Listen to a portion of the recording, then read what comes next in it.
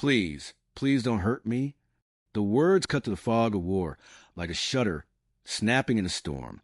It was early October 1944, the forests outside Aachen, Germany, thick with rain, mud, and the cold, rusty smell of autumn. The war had come home. An American infantryman, his face smeared with dirt and exhaustion, stood over a trembling German woman whose dress was torn, not by desire, but by chaos. A moment earlier, the soldier believed she might be hiding a weapon beneath her clothing. He'd reached to check, quick, desperate, uncertain, and she recoiled, sobbing. Time seemed to freeze. Not a single shot had been fired in that moment. Yet the weight of every death, every gunshot, every broken family in that war pressed into the silence between them. You have a weapon? The American whispered, breath visible in the cold air. The woman shook her head violently, eyes brimming with tears. Please, don't hurt me. No one had planned this moment.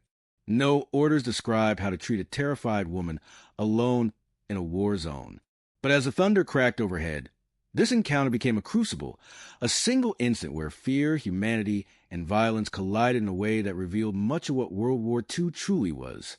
Chaos and consequence, pain and confusion, soldiers and civilians caught in the same storm. And it all began long before that moment. To understand this encounter, we must first understand how the world spiraled into a war so devastating it reshaped history. In the aftermath of World War I, Europe was fragile, wounds still raw, borders still debated, economies in ruins. Germany, in particular, bore the humiliation of the Treaty of Versailles, its people crushed beneath reparations, unemployment, and national despair. Into that void stepped a charismatic but dangerous leader, Adolf Hitler, promising revival, pride, and strength. By 1939, Hitler's ambitions exploded into war. Germany invaded Poland on September 1st, triggering Britain and France to declare war. Blitzkrieg tactics, lightning, overwhelming force, crushed one nation after another. Denmark, Norway, Belgium, the Netherlands, France. The world watched in disbelief as modern armies collapsed under the weight of Nazi aggression. But this wasn't just territorial conquest. Nazi ideology was built on racism, anti-Semitism, and belief in a so-called master race. Millions of Jews, Roma, disabled people, LGBTQ individuals, and others deemed undesirable were systematically persecuted and murdered. The Holocaust unfolded with horrific efficiency. Meanwhile, Japan fought its own expansion in Asia. Italy invaded Ethiopia. Entire continents were pulled into a conflict that would cost over 70 million lives. By 1941, the war was global. The United States, initially hesitant, entered after Japan's attack on Pearl Harbor on December 7, 1941. From that point on, the full industrial and military might of the United States joined the Allied effort against the Axis powers, Germany, Italy, and Japan. But battles are fought by humans, not strategies. And humans bleed, suffer, and remember. By 1944, the tide had turned against Germany. On June 6, 1944, D-Day, Allied forces landed on the beaches of Normandy. Waves of soldiers crossed from England, crashing into fortified German defenses. Town after town was liberated from Nazi control, and slowly, the Allies pushed eastward. By September, American and British forces approached the German border. For the first time, many German civilians saw Allied soldiers on their own soil, not as distant newsreels, but as rumbling armored columns in their streets. The battles were brutal. Artillery set a nervous rhythm. Thump, whine, explosion, over and over again. Infantry soldiers crawl through mud, rain, and barbed wire. The air smells of cordite and rot. Planes thunder overhead, dropping bombs that leave craters big enough to swallow houses. Fear became a constant companion. For soldiers, every shadow could be an enemy. Every patch of woods could conceal snipers. Every abandoned building might be a trap. And for civilians, men, women, children, the war had ceased to be distant. It had come home. By late 1944, Allied forces were determined to break into Germany itself. Aachen, once a quiet old city with cobblestone streets and cathedral bells, became a fortress. The Americans surrounded it. The Germans defended fiercely. Artillery shook the ground like earthquakes. Buildings collapsed. Civilians huddled in basements, whispering prayers and trying to protect their children from the screams above.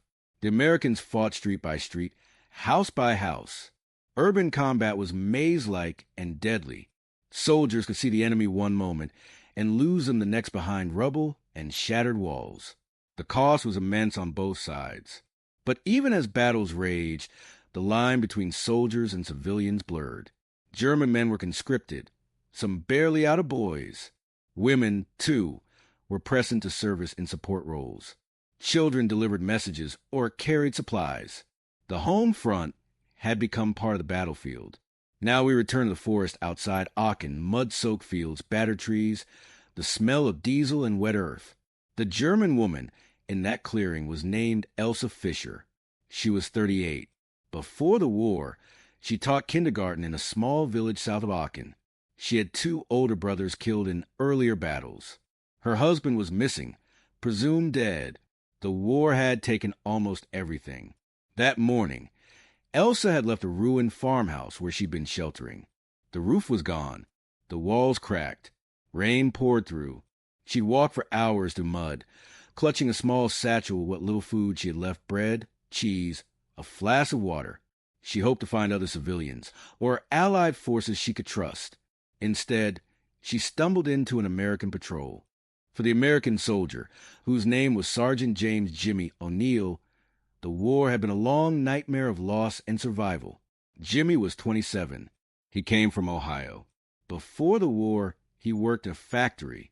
He was the oldest of 4 siblings. His father died young. His mother wrote letters every week and prayed constantly. Jimmy had landed in Normandy in July 1944 and fought across France. He'd seen friends killed in ambushes, swallowed mud in trench-like foxholes, watched towns he once hoped to visit someday be reduced to ashes. He was tired, not just tired physically, tired in his bones. So when Elsa appeared in the forest, hands trembling and dress muddy, he reacted instinctively. He feared she might be hiding a weapon, a grenade, a trap. He reached, not out of malice, but fear, to check for danger. Her scream startled him as much as it broke his heart. She collapsed to her knees, sobbing, not from the torn fabric, but from terror, grief, and the weight of all that war had taken from her. In that moment, both of them were broken pieces, in a world gone mad. Jimmy lowered his weapon and took a step back. "Hey," he said softly, though his voice was rough with exhaustion. "It's okay. I'm American. I just need to know, are you hurt? Are you alone?" Elsa didn't speak English. Jimmy didn't speak German. So he knelt, put his hands where they could be seen, and tried to show he meant no harm. Her tears flowed without stopping. She pointed at her satchel and at the torn dress, as if to say she had nothing but what she carried. Jimmy slowly placed his rifle on the ground and put his helmet down near her satchel. Then gently as 2 strangers broken by war can manage, he helped her stand. There were no words yet, but the moment was something far deeper than language. It was a fragile beginning of humanity amidst destruction. The Western Front continued toward Germany's heart. The Battle of the Bulge, Hitler's last major offensive in December 1944, was a desperate attempt to turn back the Allies. It inflicted terrible casualties and brutal winter suffering, but ultimately failed. By March 1945, Allied forces crossed the Rhine River. Cities fell one by one. Berlin was surrounded. On May 7th, 1945, Germany unconditionally surrendered. The war in Europe was over. But the end of battle wasn't the end of suffering. Cities were destroyed. Families were gone. Millions were displaced. Millions more buried in unmarked graves. Elsa survived. Jimmy survived. Like many others, they carried the scars, physical, emotional, psychological, long after the guns fell silent. After the war, Elsa worked with relief organizations to help other displaced civilians find food, shelter, and lost family members. She never spoke of that forest encounter, not in public, but she kept a simple photograph of a muddy American soldier with kind eyes. Jimmy returned home to Ohio. He never talked about the war at first. His mother hung his uniform in the attic. He worked in factories again. He married. He had children who asked about the war. And finally, many years later, he told them bits and pieces. But one memory stayed with him above all others: a trembling woman in a torn dress, and the moment he chose compassion over fear. World War II taught the world many lessons, but perhaps the most profound is that war is not abstract. War is not strategy alone. It is fear in the eyes of a stranger. It is a torn dress in a forest. It is a soldier and a woman drawn together by chaos and chance. But it is also, however briefly, a choice. To look at someone broken and say, "I won't hurt you." That choice is simple, and yet, in the midst of war, it is enormous. Because even when nations break, individual humanity can remain intact. Jimmy and Elsa never became heroes by history's definition. They were not generals. They did not command armies. They were ordinary people, and it was their ordinary choice for compassion in the most extraordinary circumstances that revealed something timeless about who we can be even at our worst. "Please don't hurt me." Those words did not echo in a battlefield of hate. They echoed in a moment of fear and were met with what we all hope for most: understanding. And that, above all, is why this war still matters today. Not because of maps or timetables or dates, but because of the human hearts that survived and the human hearts that chose mercy.